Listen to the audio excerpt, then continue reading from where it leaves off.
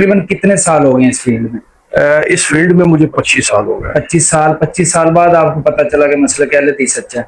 मेरे 5 बेटियां और 1 बेटा है। एक ही बेटा है जो मैंने अल्लाह के यहाँ रो रो के दिया। मैं उसके हाथ पे सर रख के कहूंगा कि मैंने किसी से 100 रुपया भी वसूल नहीं किया। मेरे पास 8 से ज्यादा रबीउल अव्वल के प्रोग्रामों का शेड्यूल आ चुका था। कारी साहब, मीडिया का दौर है, ये वायरल होने का बड़ा तरीका है, अच्छा तरीका, आप अपना मसलक चेंज कर। तो मनीर अहमद कसूरी साहब एक नारा लगाते थे, या अली मदद, ईद मिलाद भी मनाना चाहिए, या हुसैन, अब वो सारे खत्म। जी, वो मैं बिल्कुल प्रोग्रामों के दरमियान ये सारा कुछ होता रहा है जी, बिल्कुल इसमें इससे कोई इनकार ही नहीं है। इब्तदा रब्बे जलील के बाबरकत नाम से जो बड़ा ही मेहरबान नहायत रहने वाला है, मैं हूँ हबीब ताज और आप देख रहे हैं ताज इस्लामी सेंटर। नाजरीन, मीडिया के ऊपर आपने तकरीरें भी सुनी होगी और एक जोशीला बयान और बड़ी तड़प रखने वाले कारी मुनीर अहमद कसूरी साहब मेरे साथ मौजूद है, जिन्होंने मसलक बरेलवी को छोड़कर मसलक अहले हदीस को कबूल किया है। और बहुत सारे लोगों ने सवाल भी उठाए कि क्या जरूरत पड़ गई थी इनको मसलक अहले हदीस कबूल करने की। मसलक तो अहले हदीस तो इतना सच्चा मसलक नहीं है, वो तो हजूर को अपने भाई के बराबर मानते हैं, या फिर हजरत अली को नहीं मानते, नाउज़ुबिल्लाह अस्तगफिरुल्लाह। तो इस तरह की बातें की गई।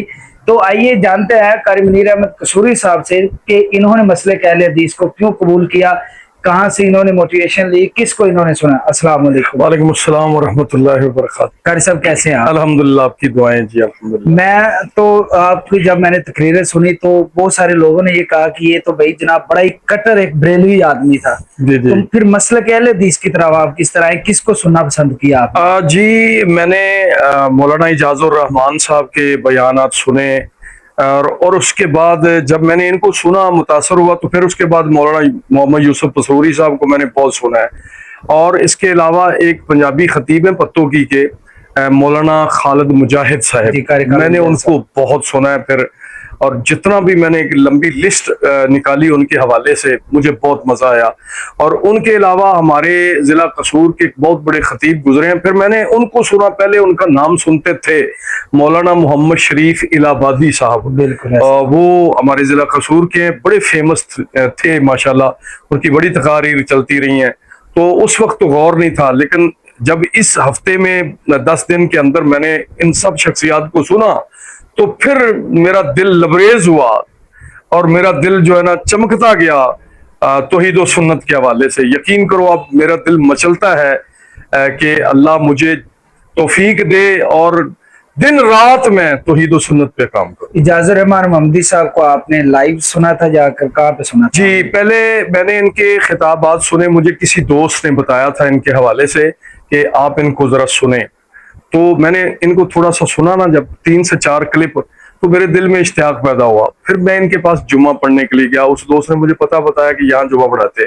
फिर मेरा इनके साथ कॉन्टेक्ट हुआ, मैं जुम्मा पढ़ने के लिए गया। जब मैंने वहां जाकर पहला जुम्मा सुना, इन्होंने तौहीद बयान की और खालिसतन ऐसी तौहीद के अल्फाज थे जिसमें मैं रोता ही रहा पूरे जुमे के दौरान के हमने क्या जिंदगी बसर की। तो पहले जुमे तो मुतासर हुआ, फिर दूसरे जुमे में स्पेशल तैयारी करके गया। मैंने कहा आज भी अगर जुमा उसी तरह से हुआ ना तो फिर मैं ऐलान ही कर दूंगा, और फिर ऐसा ही हुआ। अच्छा, मुझे ये बताएं कि आपने दीनी तालीम हासिल की है? जी, मैंने दीनी तालीम मुकम्मल दरस निज़ामी किया है। कहाँ से? दारुल उलूम हनफिया फरीदिया बसीरपुर जिला उखाड़ा। ठीक है। बहुत बड़ा इदारा है जी। वहाँ पे जो सजादा नशीन है, प्रिंसिपल हैं इदारे के, साहबजादा जानशीन फ़कीह आज़म अबुल खैर मौलाना मोहम्मद नूरुल नईमी साहब रहमतुल्लाह अलैह, उनके लख्ते जिगर जानशीन फ़कीह आज़म साहबजादा मोहम्मद मुहिबुल्लाह नूरी साहब, वो मेरे उस्ताद हैं। उनके अलावा और भी कई इदारे के अंदर उस्ताद थे जहाँ मैंने इस्लामी किया। तो आप कोई तकरीरें वगैरह पहले भी करते थे? बहुत ज्यादा, पूरे पंजाब में कोई ऐसा शहर नहीं है जहाँ पे तकरीरें नहीं हो। पूरे पंजाब, खैबर पख्तूनख्वा में बहुत लोगों ने मुझे सुना है, में तकरीबन कितने साल हो गए इस फील्ड में? इस फील्ड में मुझे 25 साल हो गए। 25 साल बाद आपको पता चला कि मसलक अहले हदीस सच्चा है। 25 साल के दौरान कई ऐसे जाविये आए हैं कि मेरे ज़हन में कई ख्यालात उठते थे, मगर फिर ज़हन के ऊपर जो है ना वो प्रोग्राम महफिलें वो हैवी थे। तो वो जो मनीर अहमद कसूरी साहब एक नारा लगाते थे, या अली मदद, ईद मिलाद भी मनाना चाहिए, या हुसैन, अब वो सारे खत्म? जी वो मैं बिल्कुल प्रोग्रामों के दरमियान ये सारा कुछ होता रहा है जी, बिल्कुल इसमें इससे कोई इनकार ही नहीं है। तो अल्हम्दुलिल्लाह मैं अल्लाह वहदहू ला शरीक का जितना शुक्रिया अदा करूं वो कम है कि अल्लाह पाक ने मुझे वो तौहीद और वो रिसालत नसीब फरमाई है जो हक पे मबनी है। ठीक है, तो मुनीर अहमद साहब सही सी बताइएगा, किसी ने कुछ पैसे दिए मसले के अहले हदीस की तरफ आ जाए, क्योंकि आपका अपना एक नाम है और आपके मेरे 5 बेटियां और 1 बेटा है। एक ही बेटा है जो मैंने अल्लाह के यहाँ रो रो के दिया। मैं उसके हाथ पे सर रख के कहूंगा कि मैंने किसी से 100 रुपया भी वसूल नहीं किया, ना मसले के मुझे अहले किसी हदीस ने कबूल कहा। करने की। मैंने अहले हदीस कबूल किया है और 100, बल्कि कुछ लोग मुझे जब ये ऑन द रिकॉर्ड है, मुझे जिन लोगों ने फोन किया कि हमें प्रोग्राम चाहिए, हमें जुमातुल मुबारक के खुतबा के लिए टाइम चाहिए, उन्होंने कहा कि आप कितने पैसे लेंगे, कितना खर्चा लेंगे। मैंने कहा ये लफ्ज आपने दोबारा नहीं बोलना। मैंने खर्चे पैसे सब कुछ वो छोड़ दिया है, अब सिर्फ और सिर्फ अल्लाह की रजा के लिए निकला हूं। मेरे यहाँ कोई कमी नहीं है, मुझे अल्लाह ने सब कुछ दिया हुआ है। तो जो हम सुनते थे ये ईद मिलाद नबी मनाना चाहिए या नहीं मनाना चाहिए, तब आपको कौन से ऐसे दलाइल दिए जाते थे कि आप लोग बड़े तड़ल्ले के साथ, हमने देखते हैं कि वो नाच गाने सब कुछ डेक लगे होते थे, और अभी हम देखते हैं कि जब कोई बन्नात ख्वानात पढ़ रहा होता है, हुजूर का जिक्र हो रहा होता है, पीछे डफ बज रही होती है, तो वो सारा कुछ खत्म। तब आपको कौन सी चीज पढ़ाई जाती थी कि आप सब कुछ करते डफ के हवाले से तो उलमाए किराम उलमाए अहले सुन्नत भी उठ खड़े हुए हैं, वो कह रहे हैं कि ठीक नहीं हाँ, है। बिल्कुल। दूसरे नंबर पे मिलाद का सबसे बड़ा हवाला दिया जाता है कि अबू लहब ने जब रसूल मुअज्जम सल्लल्लाहु अलैहि वसल्लम पैदा हुए तो उनके यहाँ एक लौंडी थी जिसका नाम सवैबा था। उसको आजाद किया ऐसे 2 उंगलियों से कि तुम आजाद हो, मेरे भतीजे की खुशखबरी लेकर आई हो। और रसूल पाक सल्लल्लाहु अलैहि वसल्लम की अहादीस ये बताई जाती है कि हदीस पाक में आता है कि रसूल पाक सल्लल्लाहु अलैहि वसल्लम फरमाया कि उसने मेरी खुशी में ये किया था ना, आजाद किया था सवैबा को, लौंडी को आजाद किया था, उसके बदले में चाहे वो जहन्नम में भी है, सोमवार के दिन उसको तखफीफ मिलती है अजाब से, सिर्फ इस बात से कि उन्होंने मोहम्मद सल्लल्लाहु अलैहि वसल्लम की खुशी में ये किया था। तो इसके बदले में अगर वो लौंडी जो काफिरा थी, जिसको इस्लाम का पता नहीं था, और एक काफिर अबू लहब जो खुशी मनाए तो उसको ये मुकाम मिल सकता है, तो एक मुसलमान साहिब ईमान जो है ना, वो एज ए मुसलमान वो खुशी मनाए तो उसे क्या नहीं मिल सकता। इसका जवाब मैं आपको ये अर्ज करूंगा कि जिस बात का हमारे उलमाए अहले सुन्नत को भी भुलेखा है और वो धोखे में जा रहे हैं, वो ये है कि आज भी सऊदी अरेबिया में चले जाएं या किसी भी ऐसे ममालिक में जहाँ पे रसूल मुअज्जम सल्लल्लाहु की जुबान के लोग रहते हैं ना, उन्हें जश्न मिलाद मुस्तफ़ा का पता ही नहीं। मैंने अल्हम्दुलिल्लाह उम्रा शिफ किया है, मेरे साथ मेरी मतलब हम ये कह सकते हैं कि ये सिर्फ पाकिस्तान ये सिर्फ पाकिस्तान इंडिया में, इंडिया और पाकिस्तान, बल्कि बांग्लादेश में भी एशिया कम है, एशिया में, और उसमें सबसे ज्यादा इंडिया और पाकिस्तान में। ये दीन, ये इस्लाम जश्न मिलाद मुस्तफ़ा का पाकिस्तान और इंडिया में है बस। कारी साहब, मीडिया का दौर है, ये वायरल होने का बड़ा तरीका है, अच्छा तरीका, आप अपना मसलक चेंज कर। नहीं, अल्हम्दुलिल्लाह अगर मुझे ना वायरल किया जाए तो कोई बात नहीं, मुझे किसी एक प्रोग्राम के लिए भी कोई ना बुलाए तो मुझे कोई एतराज नहीं। मैं अपने घर में हूं, तौहीद परस्त हूं, मुझे लोग मिले तौहीद परस्त समझे, बस मेरे लिए ये है। कारी मुनीर साहब को कोई बंदा अपने जलसों में नहीं बुला रहा था, कोई पैसे नहीं दे रहा था, कोई तकरीरों पे नहीं बुला रहा था, तो इन्होंने सोचा चले ये एक नया शोशा छोड़ देते हैं। मैंने मसले के अहले हदीस तब्दील कर लिया, फिर उलमाए किराम मेरे पास आएंगे मुझे मनाने के लिए, जो आपके बरेलवी हैं। जी मैं आपको इसका जवाब देता हूँ। मेरे पास 8 से ज्यादा रबीउल अव्वल के प्रोग्रामों का शेड्यूल आ चुका था, चीचा वतनी का भी, बिहाड़ी का और मंडी बहाउद्दीन का, और मुख्तलिफ शहरों का शेड्यूल मेरे पास आ चुका था। हर एक प्रोग्राम से अगर मुझे 25,000 से 30,000 किराया मिल रहा है ना, उसके साथ इतना ही मुझे स्टेज मिल रहा था। ठीक है, ये तो हमारा मिलता है ना। ये प्रोग्राम मेरे फिक्स थे, अल्हम्दुलिल्लाह मुझे मिलने थे, और मैंने ये प्रोग्राम 12 रबीउल अव्वल, 13, 14, 15, 16 तक ये मेरी बुकिंग थे। मैंने ये सारा कुछ छोड़ा है, और इसके अलावा कोई भी कहीं भी फौतगी हो जाती है, मुझे 40वें पे बुलाया जाता है, और 40 से 50,000 पे मेरी खिदमत होती है। ये महीने में 4 से 5 ये भी निकलते हैं हर सूरत में। ठीक है, निकलते, तो मैंने ये सारी चीजें छोड़ी हैं यार। तो जब आप रेलवी थे तो किसको सुनना ज्यादा पसंद करते थे? सारे उलमाए किराम को।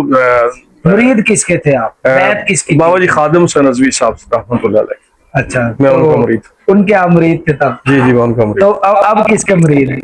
اب میں محمد صلی اللہ صلی اللہ علیہ وسلم، بے شک ایسے ہی۔ تو ابھی آپ کے ساتھ جب سے آپ نے مسلک اہل حدیث قبول کیا، کتنی لوگوں کی طرف سے تھریٹ ملا ہے؟ کسی نے کوئی دھمکی وغیرہ تو نہیں دیا؟ جی مختلف لوگوں کی طرف سے مجھے دھمکیاں مل رہی ہیں، کیونکہ نمبر میں نے بند کر دیا تھا، ٹھیک ہے، اس کی وجہ سے لوگوں کا کانٹیکٹ میرے ساتھ ختم ہو گیا تھا۔ جب نمبر چل رہا تھا تو اس وقت مجھے بہت زیادہ دھمکیاں لگی۔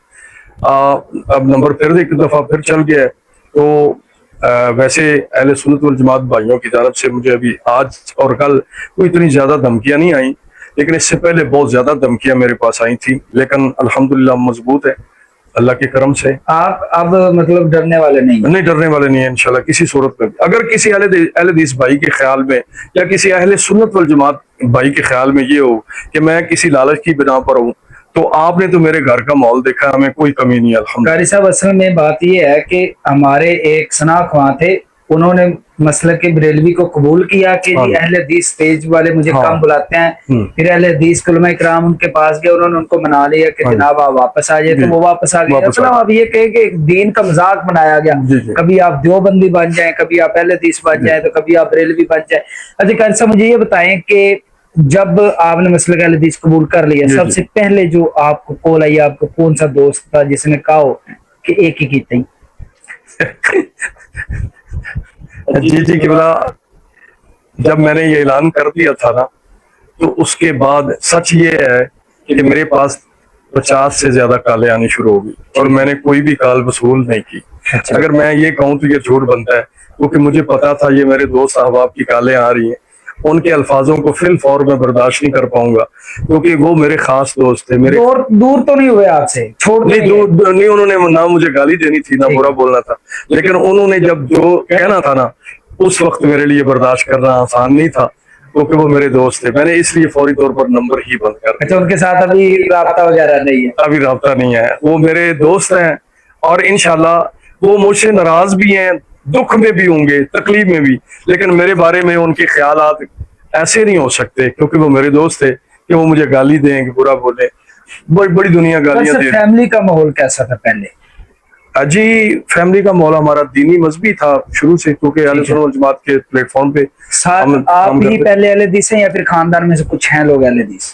خاندان میں چند ایک لوگ ہیں، وہ دور کے رشتہ دار ہیں، وہ اہل حدیث ہیں، باقی ہمارا خاندان بریلوی تو رکھتے ہیں۔ تو یہ بتائیں کہ جب، کیونکہ یہ ایک بڑی بات ہوتی ہے بیگم کو منانا، بچوں کو منانا، اس بات کو پر قائل کرنا کہ میں یہ چینج کرنے کے لیے مسلک جا رہا ہوں، مجھے لگتا ہے کہ یہ مسلک سچ ہے، یہ حق اور توحید کو بیان کرتے ہیں، کتنا مشکل تھا؟ اچھا، اس کے بارے میں اگر آپ مجھے کہیں تو میں ایک سچی بات کہوں، جی میرے سارے بچے گریجویٹ یونیورسٹیوں میں پڑھتے ہیں، وہاں پہ بڑے بڑے گریجویٹ، ہمارے بھائی یہ سمجھتے ہیں کہ شاید یونیورسٹیوں میں صرف بے حیائی ہے، برے کام ہوتے ہیں، نہ سر، یونیورسٹیوں میں ایسی بچے اور بچیاں آئے ہوتے ہیں جو دینی مذہبی بڑا ماحول رکھتے ہیں۔ ہمارے بچے، میں لبیک کے نعرے لگاتا تھا، بابا جی کا نام لیتا تھا، میرے بچے 2 سال سے 1.5 سال سے میرے سے بحث کرتے ہیں کہ پاپا ہم نے یہ جو ہمارے علم میں ہے نا، اس کے مطابق آپ غلط جا رہے ہیں۔ جب میں نے یہ ڈیسیژن لیا، میں بچوں کو بتایا نہیں، میں نے اعلان کر دیا، واپس آ کر بتایا، تو بچوں کو جب بتایا تو جشن ہونے لگا۔ بچوں نے کہا ہاں، انہوں نے کہا کہ یہ ہے پاپا اصل رستہ جو آپ نے اپنایا ہے۔ یہ میرے ساتھ عجیب معاملہ بنا، حالانکہ فیملی کو منانا پڑتا ہے، فیملی کے لیے مشکلات ہو جاتی ہیں، اور میری بیوی، میرے 6 بچے، 5 بیٹیاں، سب نے کہا پاپا نعرہ تکبیر، آپ نے بہت اچھا کام کر دیا، یہ ہے حق کا راستہ، آپ جو علی علی علی علی کرتے تھے۔ حالانکہ جناب علی المرتضیٰ ہمارے لیے صاحب قدر ہے، جناب صدیق اکبر عمر فاروق۔ میں اکثر علماء سے یہ بھی کہتا تھا کہ جناب علی المرتضیٰ کا بڑا مقام ہے، اور ہم کہتے ہیں یا علی مدد، تو ہم یا صدیق مدد کیوں نہیں کہتے یار؟ یہ میں اکثر لوگ وہ کہتے نہیں، یہ مطلب ونڈ جو ہے نا وہ غلط ہے۔ ابھی آپ یہ بھی اعلان کرتے ہیں کہ جہاں پہ تقریر کرنے کے لیے جاؤں گا پیسے وغیرہ نہیں لوں گا، اللہ کی رضا کے لیے؟ جی الحمدللہ، میں کسی سے پیسے نہیں مانگوں گا، یہ میرا مانگیں گے نہیں مانگوں گا، مانگیں گے نہیں۔ اگر مجھے کوئی کرایہ وغیرہ تحفہ یا تحائف دیتے ہیں لوگ تو وہ تو ان کی محبت ہوتی ہے، میں پیسے نہیں مانگوں گا۔ ڈیمانڈ نہیں، کوئی بندہ جس سے میں پیسے مانگوں، ڈیمانڈ کروں، اعلان، میرے بھائی جان کا نمبر نوٹ کر لیں، آپ ان کو کال کر سکتے ہیں، یہ میں نے ساری زندگی کے لیے ارادہ کر رکھا ہے۔ اگر آپ کے سارے لوگوں نے رابطہ کرنا ہو تو کس طرح کریں؟ جی اگر مجھ سے نمبر لے لیں. جی اگر میرے سے رابطہ کرنا ہونا تو میرے بھائی جان سے نمبر لیں، کیونکہ مجھے پھر سیکورٹی بھی ملے گی، اور میرے بھائی جان کا اخلاق سمندری سے اتنی دور سے سفر کر کے میرے ہاتھ تشریف لائے، میرے معزز مہمان ہیں.